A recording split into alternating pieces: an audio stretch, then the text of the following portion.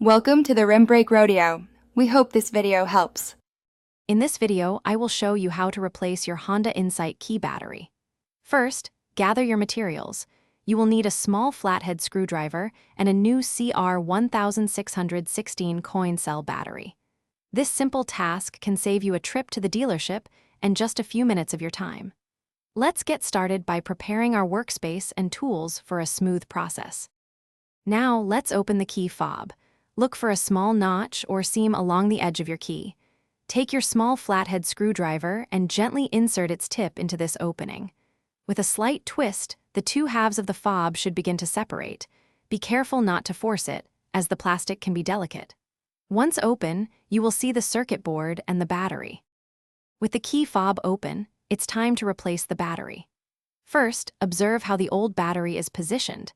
Typically, the positive side, marked with a plus sign, faces upwards. Use your screwdriver to gently lift out the old CR1616 battery.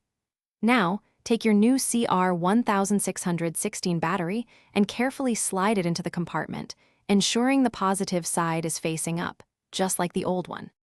Almost done. Now, carefully align the two halves of your key fob. Make sure they fit together snugly, then gently press them until you hear a satisfying click, indicating they are securely snapped shut. Once reassembled, it is important to test your key fob right away.